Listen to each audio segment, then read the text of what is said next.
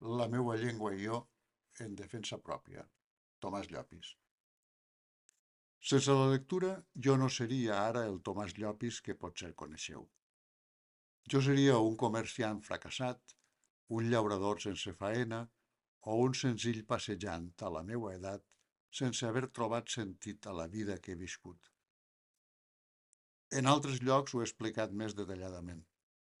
Als meus 15 anys ja havia llegit com a l'obra mestra de la meua literatura nacional, és a dir, la castellana, coses de l'escola i de la propaganda d'aquell temps, Don Quijote de la Mancha en una versió juvenil. Em vaig divertir llegint-lo. Em va agradar molt el Quixot, però la descoberta del català escrit, digueu-li valencià si voleu, va anar lligada al tirant lo blanc i a la lectura de la correspondència entre Joanot Martorell i el seu cosí Joan de Montpalau. E com no s'hi hau en Matoses, mas en la ciutat de València, vergonya deuríeu haver, escriu l'autor del tirant al seu cosí. Una paraula, un topònim, Matoses, una partida del terme de Pedreguer on la meua àvia paterna tenia una terra, va enllaçar les meues arrels familiars amb els clàssics de la nostra, ara sí, nostra literatura. I aquella sonoritat, aquella bellesa de la llengua de Carmesina i sobretot de Plaer de ma vida, de qui em vaig enamorar per sempre amb un amor adolescent d'aquells que no s'obliden mai, em va marcar definitivament. Va ser llavors quan vaig descobrir un altre amor verdader, l'amor a la lectura. L'amor a la lectura perquè ja podia llegir en el meu veritable idioma.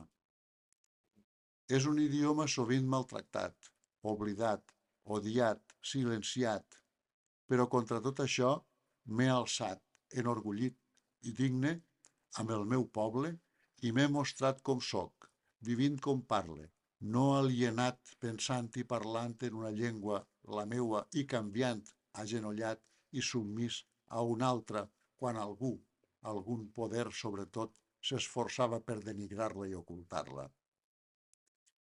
Fa molts anys, un dia em va dir Enric Valor, un altre dels referents que estime, que escriure, òbviament en català, és com respirar. I jo, reprenent les seues paraules, us dic que parlar el nostre valencià, escriure'l i defensar-lo, és com respirar. Els valencians aspirem a això, a respirar, no a respirar pel nas d'un altre, sinó pel nostre, no a mirar pels ulls d'un altre, sinó pels nostres, no a parlar amb la llengua d'un altre, sinó amb la nostra, no a sentir amb el cor d'un altre, sinó amb el nostre, perquè una llengua és un sentiment, una manera col·lectiva i inalienable de sentir.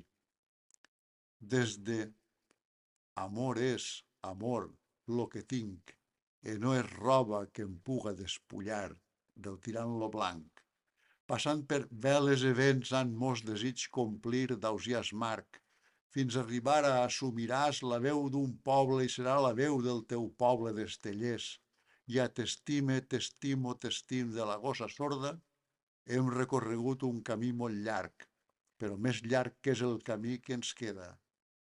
Després del teu silenci estricte, camina decididament.